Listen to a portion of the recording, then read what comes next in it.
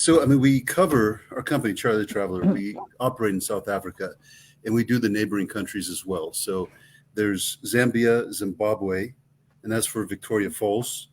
Hmm. And Botswana has a nice day trip as well to see these beautiful hippos. Um, so, it's very common that people will either just do South Africa or they'll combine South Africa with Mozambique and these other countries. Yes, and as I told you last week, I did that as well. I did South Africa, and then I combined it with a gorilla trek in Rwanda and Uganda. So, and that's more East Africa. But you're going to go all the way out there, and South Africa has a million. I mean, it's got so much. It has high-end, amazing luxury resorts. It has the great safaris, and it has wine country that's just like amazing. But some people like to do more when they're all the way out there, and there's tons of options. Mhm. If you only have 12 days, then I recommend stick to South Africa. If you have 15, I recommend that you add Victoria Falls in the neighboring Zambia and Zimbabwe. And if you have 18 days, then also add Mozambique because the water that I saw over there and the helicopter ride I did there was better than anywhere else on this planet. Yeah, and there's some great island destinations out off of Africa that have really beautiful beaches, amazing places to go. Cool, cool, cool. Alrighty, so do you want to talk about any of your specific itineraries? Yeah. So the one that we do, it's going to start in Johannesburg and it ends in Cape Town. Okay. So, and from Johannesburg, it's usually the case that you're going to have to sleep there for one night, and the following day, you fly to Kruger National Park because the tour really starts over there. But usually, people can't get to Kruger in time. You know, by the time they arrive in Johannesburg, there's not a connecting flight, so they just do it the following morning. Yes, and just for you guys to know, a lot of people refer to Johannesburg as Joburg. It's just a shorthand and easy to say. So if you hear somebody saying you're going to Joburg, they mean Johannesburg. Indeed, yeah, and it's the whole thing's fun. I mean, in terms of pretty cities, Cape Town's going to beat everything there. But I mean, once you're in the Kruger National Park, the idea is to see the Big Five. And Yes. I know you know what those are. Could you list them? Because you've done it before. The Oh zero my might be God. Are you going to put me on the spot? Elephants, lions. Uh, okay. Oh, what are the other three? Wait, giraffes? well, you Oh, also wait. have the remember, yeah, you got the lions, cheetahs. Hmm. Yeah, there's. You can't do it I saw all five of them. I know that much. Um, either. Now I'm going to Google it while you talk. Because we've got to know where the big five are. Come on. yeah, Kruger Park is probably the second most popular national park in Africa, following Serengeti in Yes. Tanzania. So, I mean, you see some good stuff. When I was there, I saw all of them. I really did, and it was a lot of fun. And what we do from Kruger Park is now, if people want to add the falls, we will Mm. typically do all of that before we start exploring South Africa. But from Kruger Park, we take you. What are you doing? I found the big five. Okay. It's lion, leopard, elephant, Cape buffalo, and rhinoceros. So we were a little off. Well, Okay, sorry. So I've been to Kruger as well. I loved Kruger, and we did two safaris a day, sunrise, and then in the afternoon. In the afternoon, a lot of the animals go to sleep, so sunrise is really the better time to go. But what do you do usually? yeah, the sunrise is the best one. So, I mean, we will cover all the way down. So, the first day you get there, we'll give you like a night tour. The following day, we start real bright and early, like you just described, because that's when you're going to see the best wildlife. Mm-hmm. And you'll go all the way down to outside the park to a place called Hazy View.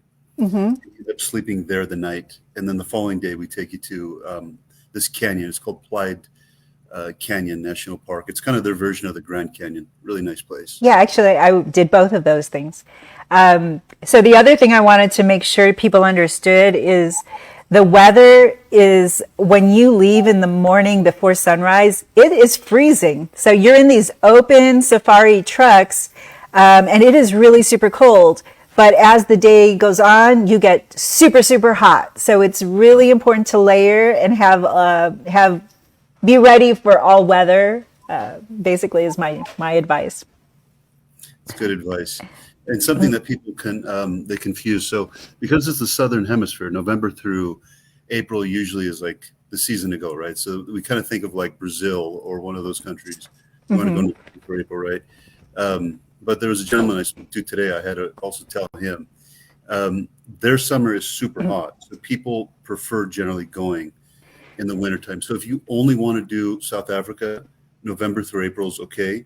But if you want to start going north of that, or you want to start doing Mozambique and these other countries, you want to go during their winter season because their winters are like 72 degrees in the day. Yeah. Whereas their summers are like 110, you know? Mm-hmm. So. And I'm from Texas, so to me, freezing is 70. So when I say things are freezing, maybe it's not what other people would think of as freezing. But I was really cold. But South Africa does get colder than the rest of it, so you know that one we know. But so the that River Canyon is a real good one. It definitely is. Everybody loves seeing that. And after that day, we end up going to Durban. We fly to Durban. Mm-hmm. And there's a couple hotels that we do, depending on people's budget. But they have one of the best hotels I've seen in all in Africa is in Durban, right there. I mean, they serve oysters for breakfast. That's how extravagant this hotel is. And I stayed there too. Sorry, I can't remember what hotel we stayed in though. So what's the good hotel that you're talking about? I can send you. Well, I'll tell you exactly the few of them. So a good like 5-star hotel there is the Southern Sun Hotel. Mm-hmm. But there's one that's outside of town that's even most extravagant. So we use that one too. So it's a good place. But from Durban, the following day is when we go and do this pass. It's called the Sani Pass. And you also go into neighboring Lesotho, the country. So that's just a day trip. You go to that landlocked country, Lesotho. I don't think I've been there. That's one place I don't think I went. So what do you see there? So it's a 2-for-1. So that day you're doing the Sani Pass, which is a beautiful drive. It's a very scenic drive. And after that drive, I mean, you go to the border and then you actually get into Lesotho, the country. And the people look completely different over there. They're called the blanket people because it's cold and they're all like wearing blankets all day. So that's just, that's their little nickname over there, the blanket people. So, and then you go into their village and they'll kind of come out and start dancing and little music and that kind of thing. Yeah, it was an experience. I mean, that was really like authentic when you get over there. Yeah, that was as authentic as an experience you can get going over there and just meeting them. And that scenic drive was good too. So doing both of those things as a day trip from Durban can be a lot of fun. It's just a long day. I mean, you're leaving at 7 o'clock in the morning and you're not getting back until like 8 o'clock at night. I have to say that our experience doing that too, those kinds of really authentic cultural experiences is what sticks more than anything in my memories. They had us eating crickets, I believe. I can't remember what exactly it was. I think it was crickets, which I didn't partake, but friends of mine did, and they said it didn't taste like chicken. It tastes like crickets. But that experience and being just engulfed in the culture is what it's all about, I think, when you travel to these kinds of countries. Yeah, you go in there for the experience. I mean, that's definitely why you're there. and you'll get that. So, and then the other day trip that we do from Durban, there's this Wildcat Project Center. It's like a rehabilitation center, and you'll see like cheetahs over there, and you see a caracal and these other wildcats. Have you ever seen a caracal in real life? Yeah, I think I went to that exact place. You Yeah, did? beautiful cats, and they're right there. Yeah. Yeah. Well, one of them, I have a photo of this thing. Like it when it looks at you, my God! I mean, she's the look on the face with the fangs and all that. It's just looking right at you. Yeah, it looked like someone I remember, but Hope it wasn't your wife. what makes you think that? I don't know. I don't know why I came up with that. Sorry. Yeah, you know, I should apologize to her. these are interesting assumptions that you're making there, my friend. So, yeah, we'll call it an ex-friend. We'll just say that. In any case, on that same day, we go to St. Lucia Game Reserve, and you'll go on a boat tour, and you'll see these hippos and crocodiles. I love hippos. Sorry, go ahead. That's like my favorite animal that we saw the whole time we were hippos. I love the hippos. Yeah, and how they open up their mouth, and it's just, Yeah. you know, And the birds who just like hang out on top of them. Yeah. yeah. That whole thing. So, yeah, we really pack it in. Our South Africa tour again is like 12 days. And what we end up doing is after Durban, what we do is fly to a city called Port Elizabeth. And the only reason why you go to Port Elizabeth is to use it as the airport, because you're taken to this national park. It's really hard to pronounce this one. It's Tsitsikamma National Park. Okay. And there's like a Storms River, and then you go zip lining over there. And there's like a suspension bridge walk that you go on. And then there's this place where they have this bungee. I didn't do the bungee. I just, Is this the one that's like the highest bungee in the world or something? Oh, we went to that one too. Yeah, that was scary. There's no way I would do that bungee, but it looked amazing. yeah, I mean, I really wanted to, but I just had this little ache in my back, so I just had to opt out. Right. I really was just this, this little thing on my neck. I don't know what it was, but yeah, it was definitely, it's nice. And having a change of scenery is important when you're on a trip like this, right? Yeah. So too much of any one thing, I mean, you're going to appreciate it, but after a while, you've kind of already expecting it. So we like to change it. So even in this itinerary that I've started to describe to you, I mean, in the beginning, you're with the big five. You're seeing the giraffes, or whether we, the big five plus. So you're seeing all these animals you don't normally see, right? And the next thing you know, we're in like a Grand Canyon type of setting, and next thing you know, we're doing a very scenic drive, and you're meeting these people that just you've never seen anything like that before. And there's a beautiful coast too, with just amazing rocks and surf, and it's just a gorgeous country. Well, and then that's where this starts coming in. So after the Durban, after you make that, and then you've seen the hippos with their mouth open and all this kind of stuff. That's now when you fly into Port Elizabeth, and from there all the way towards Cape Town, that's the garden route. That's what that right. And that is like that part of the country looks very much like the United States or Australia or one. It feels very much like that. I agree. Even the homes you see, the infrastructure, everything, it looks very much like the West. But yeah, and I mean, so now we've gone from these national parks, and next thing you know, we're zip lining. We're going on these bridge walks, and you're seeing this very nice water and beaches. And if you want to go bungee jumping on this day, you can as well. So that is the kind of variety that we offer to keep your brain fresh with new experiences and new activities and new sights, new everything. So you can do some shark diving as well. There are great whites in the water there. They have cage diving, which I did not do because the water was really, really cold. Really cold. Yeah, but I wanted to try it, but I did. I just took a boat ride instead of actually getting in. with them. But there was some interesting water sport possibilities there. But it is cold, like you said. Yeah. That's why we offer things like that. We typically offer it as an add-on. We try not to do too many of those because it's just too much thinking and stress. But things like bungee jumping or, the cage, these are not for everybody. So for Right. those that are, more, stronger at heart, we give that to them. And then pretty much before you leave that whole area on this garden route, you're taken to these places. It's called the Congo Caves. And there's like an adventure tour where you're squeezing through caves. And for those who have more phobia, there's a simpler like walk that you do, but it's a really cool cave that you see there.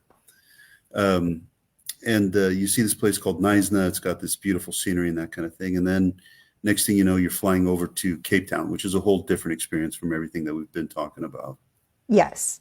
Yeah, Cape Town is your big city, kind of South African big city where it's similar to any big city anywhere around the world.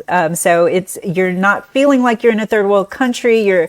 You've got luxury, all of the most amazing Michelin star restaurants. It's a beautiful city. It's probably, in my opinion, it's probably the prettiest city in Africa, or at least from all the cities in Africa that I've seen. Yeah, I think it takes the cake on its aesthetics. Yeah, I mean, if you're comparing it to Joburg, it's like Joburg is not a city that I would say you want to go spend some time in, whereas Cape Town, go for several days and enjoy it. Yeah. Yeah, I mean, Johannesburg, it's got like Robben Island, where that famous prison was. Oh, right. Nelson Mandela was imprisoned. It's got all the things near to Cape Town. I mean, it's got Table Mountain. It's got the Penguin Beach, where you go there, you just see penguins everywhere. Yeah. And it's also used as a base from which to do the day trip for the wineries, because the Dutch went over there and they brought the wines, and they have the Cape Winelands and all that. So, and then you have like Cape Point. So there's a lot of reasons why to be in and around Cape Town. Johannesburg, again, is best used as a hub, because you're going to have to go, if you want to go anything beyond what we've now talked about in like a 12-day itinerary, you're going to need to go through Johannesburg. You're going to need to go there if you want to go to Mozambique. You're going to need to go through Johannesburg if you want to go to the Victoria Falls, which is a huge deal. Yeah, and we did see an amazing museum too. You talked about Mandela. There was, I can't remember what it was called, but there's a beautiful museum that's heart-wrenching, of course, takes you through everything there. I can't remember if it was in Johannesburg or if it was in a different city. I don't remember. Anyway, sorry. No. That's near Durban. I know the one. Oh, okay. Yeah, that's where that one is. But yeah, so if you're going to be adding any of that stuff, do it from Johannesburg. And I strongly recommend, if you do have the 15 or 18 days, that you do Mozambique and or Victoria Falls before all these other places that you and I have just talked about in South Africa. So I didn't get to Victoria Falls. That's a place that I know many of my clients really want to hit. How would you describe it compared to all the other falls we all know, like Niagara Falls or, Iguazu Falls? Yeah, it is. I mean, the Iguazu Falls, the Niagara Falls also, and the Victoria, those three are probably the most impressive I've seen anywhere on the planet. They're different. I mean, this one, it's longer and more narrow. So I mean, I did the flight scene tour, which was also very cool. But when you get on the ground itself and see it from both sides, it's a whole different experience. And what makes it so beautiful is that the falls are hitting so hard on the ground that it's spraying up. So we all know rain from the sky dripping on your head, right? So imagine rain from the ground coming up, because the effect of it, it's like, and it's just completely going all the way up. And as it's going up, you will see rainbows, and these are very, very bright rainbows. Cool. So yeah, I mean, that's one of those things in your life you don't want to miss. And it's got not only that, it's called Boma, Boma. It's this show with really good food. So, I mean, sometimes you go to these kind of things and they're like tourist traps. This one was really authentic. You're taken over there and they've got really good food. They got a huge selection of quality food, and they got music and some entertainment and that kind of thing. And that's typically where we take our customers to before actually showing them the waterfalls. And then remember, when you see the waterfalls, you see it from the Zimbabwe side, because when you arrive, you will be arriving into Victoria City, Victoria Falls, which is on the Zimbabwe side. However, to see the falls properly, it needs to be shown on both the Zimbabwe and Zambian side. And in my opinion, the Zambian side is even prettier than the Zimbabwe side. And are you staying overnight there? Oh yeah, you're sleeping there for a few nights. Oh, okay. Yeah, so because you have the flight seeing tour, you have the Zambian side, you have the Zimbabwe side, and then you have the Boma, this place for, and then also you're making a day trip from Zimbabwe to the Choda Park in Botswana, and it's got really nice wildlife over there. That's just a day trip. You bring your passport, you go there, you see it, you come back. So that's where these 3 extra days come into play if you want to add Victoria Falls onto the South Africa tour. That's what makes it 15. Okay, gotcha. So, and then just one thing to note, for people who add Victoria Falls, you have to buy a visa upon arrival, and they have an ATM so you can pull money out, but make sure you get a multiple entry visa. They want you to make the mistake. They don't tell you. So they want you to think, oh, I just need a one-time, but think about what I just said. So you're in Zimbabwe, you're going to Zambia, back to Zimbabwe. You're going to Botswana, back to there. So if you don't buy a multiple entry visa, they're going to charge you top dollar every single time. So we do tell our customers beforehand, don't fall into that trap. Make sure you buy the multi entry visa for Zimbabwe, and you're fine. So that's what will bring you up to the 15 days. And then the other 3 days is if you want to add Mozambique. And that one for me was an incredibly underrated destination. And it's very reasonably priced. Yeah, it is. They have for sure, like, I mean, you're going on a helicopter ride without doors. So, I mean, and they will go down and you're seeing multicolored water. I mean, many colors. And it's brown, and then it's green, and then it's blue, and then it's red, and it's I mean, it is, and just you get very close to it, and to be honest with you, I think Victoria Falls was my second favorite experience in Africa, or at least Southern Africa. First was this place in Mozambique. It's near Vilanculos. It's a national park near there.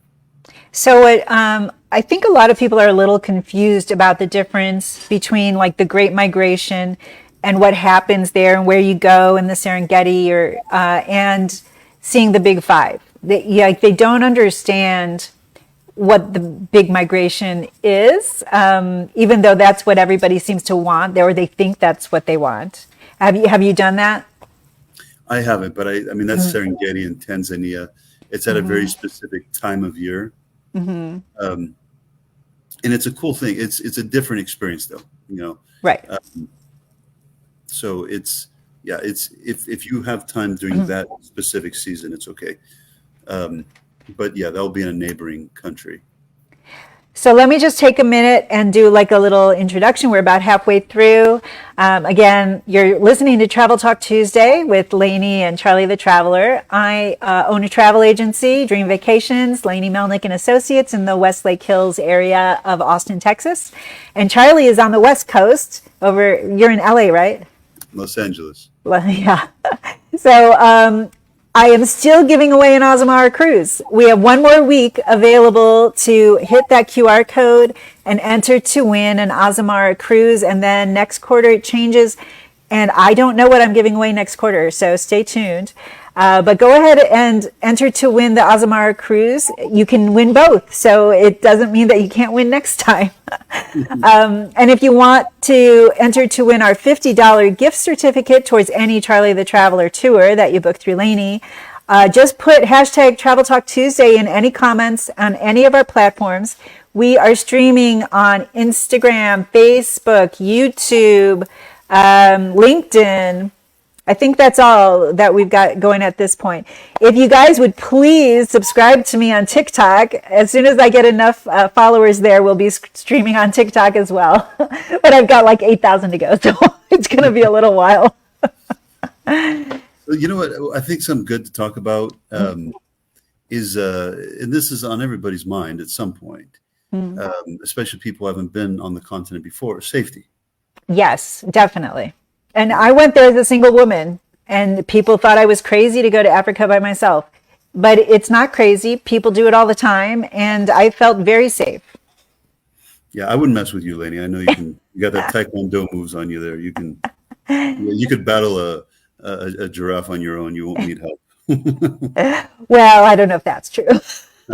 I do have guides that I insist that I have somebody with me. And that's one of the reasons to go with someone like Charlie, because you are with people, you are protected, you're in a group, or you're in a situation where they're taking care of you. And I hired a guide just to take me through Uganda and Rwanda. So I was with him from the moment I stepped off the plane until the moment I got back on the plane. He took me all through, except there is a very scary border you have to go through between Uganda and Rwanda. I mean, it was scary for me because he couldn't walk me through it. He had to let me off on one border end and then go to the other side of the border to pick me up.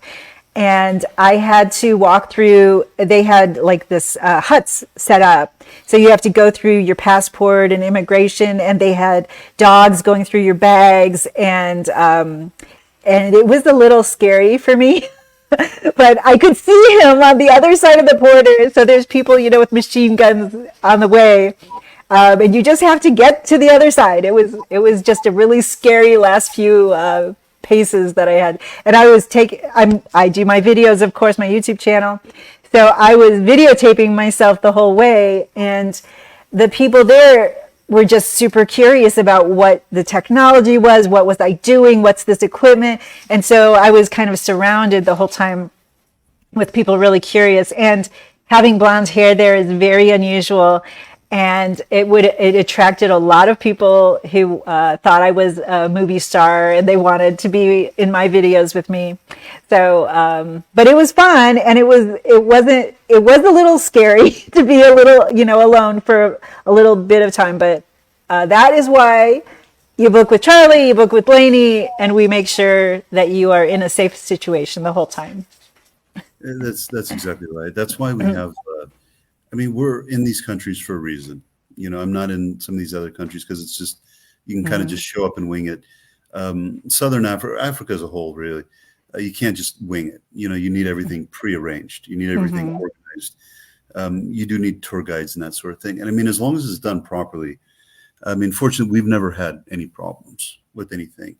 We've done this so many times to where it's just, we know exactly what to do and not do. And the places that we're taking you to are on the beaten path and safe. If you're hanging out on your own in Johannesburg in the nighttime, yeah, you can have problems. But we're not covering that, and we're not doing it on purpose. We're taking you to the places that are worth your time and are safe, and others go there and they have a wonderful time with it. So, yeah, it's not really something that, when you're on this tour, it's not really something that you're going to be thinking about or feeling, like there's this danger, hovering over you type of thing. We're taking you to the best that the area has to offer. So, I even had an experience in Cape Town, and it's like any city. I just want to reiterate that when you go to any city, there are good places and bad places. And if you don't know, you don't know. So I decided to walk from my hotel to the market area. and that was not a good choice, it turned out. And they, you just don't know enough when the people who were trying to sell to us kept insisting if we wanted to use credit cards, we had to come with them and walk blocks away to go to their storefront so they could run the cards, and you had to fill out paperwork. And it turned out to be true that we needed to go through this whole ordeal because of what we were buying. But we weren't sure. We had no idea if we were being scammed, if we were supposed to be following these people or not. Luckily, I was with a big group, and I was never alone. I always had people with me, or who knew where I was. Yeah, no, it makes perfect sense. It's something you kind of touched on there. You will get approached, even when you have a tour guide, you will be approached by people who are selling stuff. Here, let me show you this bracelet, or let me kind of show you these glasses or whatever they may be. It's just, I've seen so much of it that it doesn't touch me. It just in one ear out the other. But somebody who hasn't experienced something like that before, they might be like, why is somebody approaching me? But it's the same thing. Like you go to a bar, say, hey, how you doing? How's the weather? I'm in love with you type of thing. Happens to me all the time. Well, it doesn't surprise me, here's a drink. Here's my thing. But yeah, I mean, I remember when I was at the Zambian side of the Victoria Falls, and the guy kind of comes up to me. He's like, hey man, I got these glasses for you, and you're going to look beautiful in these glasses. I kind of said, my friend, no matter what you put on my face, it's not going to make me look any better. All right, let's be honest. Unless you put a whole trash bag over the whole thing, nothing's going to. So for me, I make a little humor with him, and so for me, it's not a big deal. And he said, well, where are you from? I said, I'm from California. Oh, Schwarzenegger, he was the governor over there. I said, yeah, the governor. Yeah.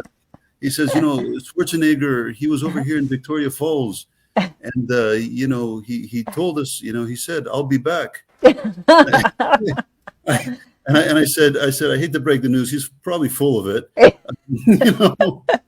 probably says that everywhere. Yeah, exactly. He said, well, he says, what, you don't think he's going to come back?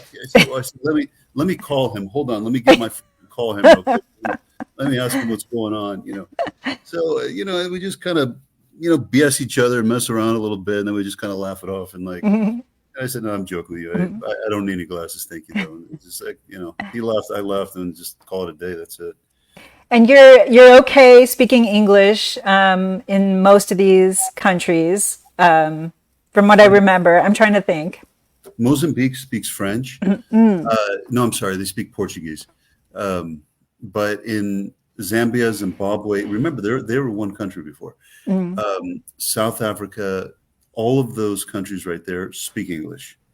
Yeah, they just speak English like the rest of us. So, I mean, yeah, their way of saying yes, it's kind of I always kind of chuckled when I heard them say yes. If I ask you a question, you ask me a question, you say, okay, yes, right? Yes. Yeah. Okay, there you go. They kind of say it like this. Yes, like that. Okay, like they say yes, like they've done something wrong and they're so proud. Like, I say, can I please have some rooibos tea? And they go, yes. You know what I mean? Like, I kind of look around like, like we're doing something wrong here, but it's just their accent. That's all. Okay, well, let me give you one more little ad. So go ahead and click the QR code and enter to win our Azamara cruise for the quarter. It's ending next week, so we're going to pick really soon. And then put hashtag Travel Talk Tuesday in any comment and any platform that this is on. And you can enter to win our $50 gift certificate for any Charlie the Traveler tour that you book through Lainey, my agency, Dream Vacations. So what else do you want to tell us about South Africa or Africa? It's Southern Africa. Well, part of it is just how to get around, right? So through you and through us, we're providing the shuttles, we're providing the private cars, we're providing all of this stuff. So in South Africa, it's like a hybrid between shared tours and private. It's probably like 70-30. Sometimes people want it all private, and we'll do that. But otherwise, for about 70% of the tour, you're going to be with other travelers. When you do Victoria Falls and all of that, the tours themselves are private. When you go to Botswana, that's going to be shared with other travelers. And Mozambique, it's also half and half. So, going on these tours, unless you explicitly ask not to, you will be with other travelers sharing the memories with you. And that's actually one of the benefits of using your tours.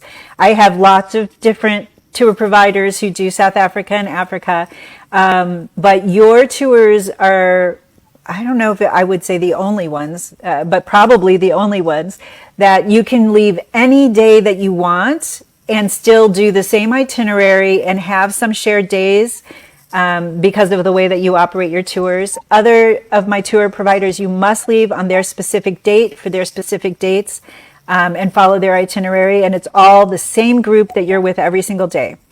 So it's a little different with Charlie. Yeah, we do this intentionally like this. We do try to change up the group. You meet different people, new faces, new personalities, and all this kind of stuff. And of course, people you want to stay in contact with, you just stay in contact with them. But this one helps you meet more people, and two, gives you more flexibility on when you can start, like you just had described. And then once we put the stuff together, internally, we figure out all the flights that you need from home to Africa, inside Africa, domestically, even internationally between, Zambia and South Africa and Mozambique. So we will provide all of that. So nobody has to guess any of this stuff. We don't like people to think too much. It's just, we basically put everything on a silver platter. So they're just like, okay, I just need this, I need that, I need this. Let's do it. And some of the flights are not like you would expect normally with the flights, how you have a layover somewhere. In some of the flights that I took, they are more like buses. So it'll take you one stop to one airport and you don't even get off. You don't move your seat, and it just lets some people off and some people on, and then it moves to the next.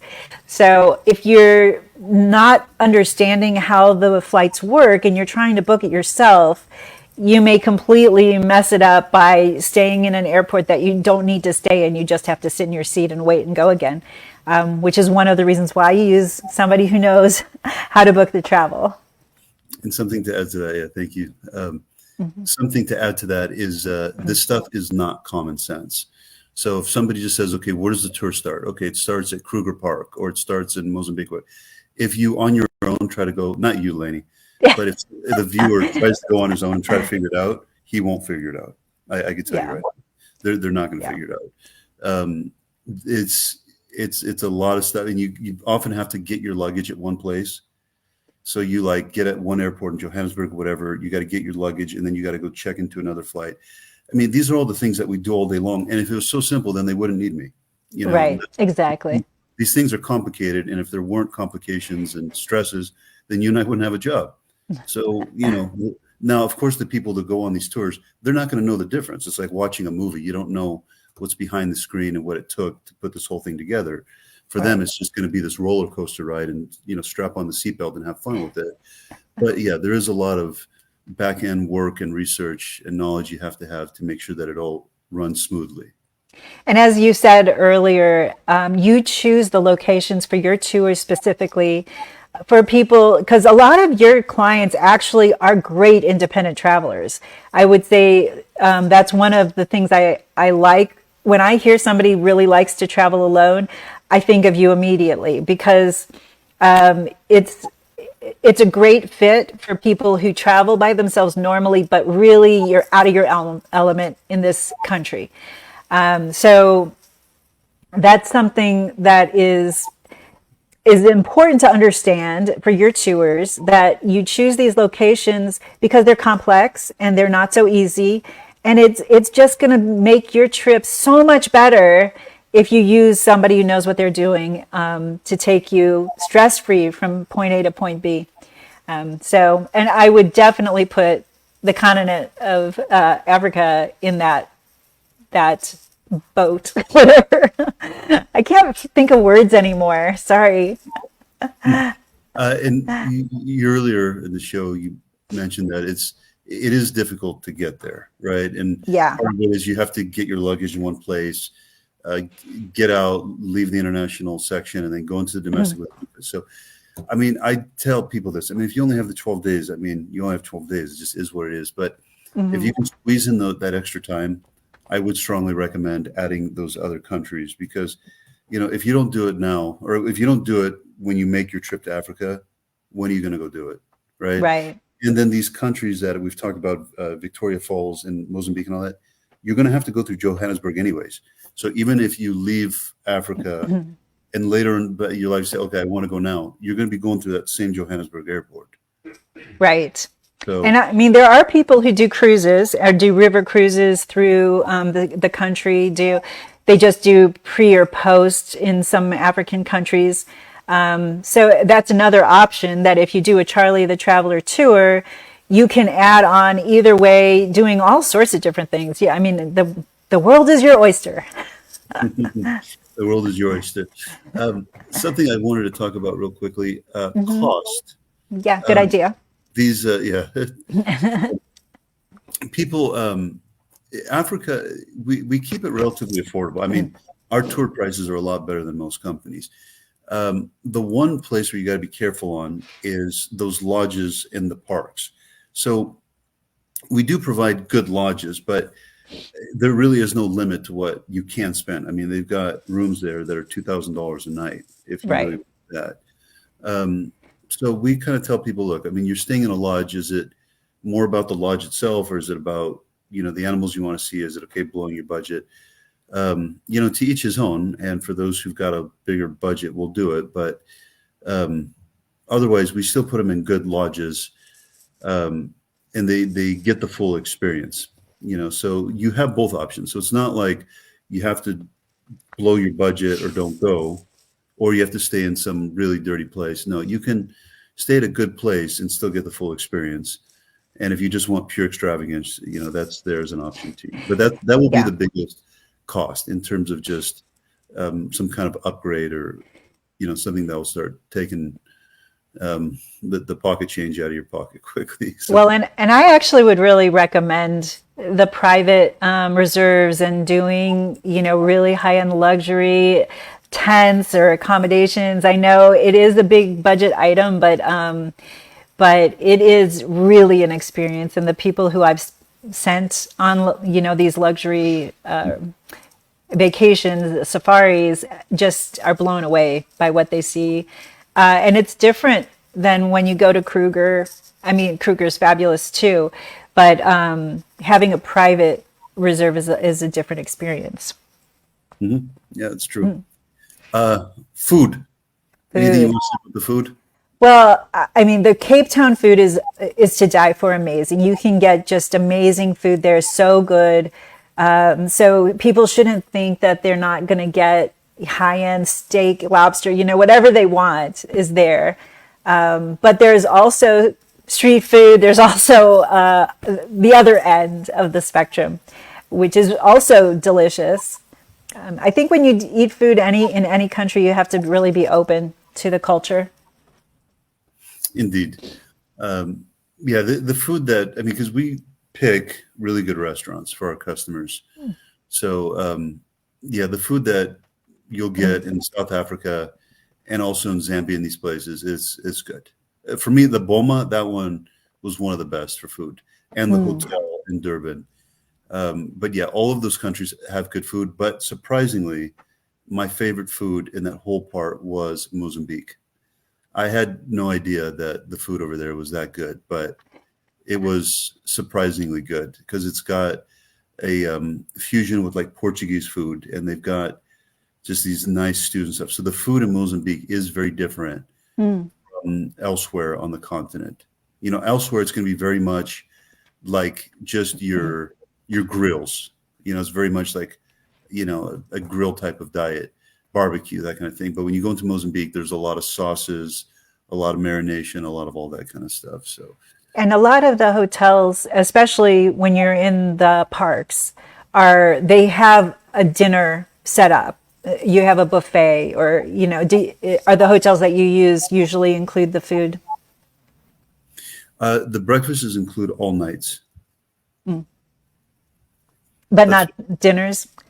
I can't think of where we had a lot of dinners included too, I think. so I'm trying to think here. Well, the Boma is a dinner that's in Victoria Right. in Zimbabwe, so that dinner's included. And then when you're in South Africa, we typically get you back around 6 o'clock or so. So at that point, you take your shower and then you go wherever you like for dinner. So it's typically the breakfasts that are included. And breakfast is the same everywhere. It's either like an English kind of breakfast or an American type breakfast or an Asian type breakfast. Those are the most places in the world. Those are the options you'll get. Yes, but in Mozambique, it's got its little twist there. That one's different for breakfast. So what kind of breakfast items do they have? Well, they're going to have also like Portuguese. So you have, nata, the those little custards. Oh, They got like this cream custard thing. Yeah, so yummy. it's got like it's got I like haven't had dinner yet, so you're making me hungry. yeah. So it's got like these kind of stuff that you'd find like at a pastry shop. Interesting.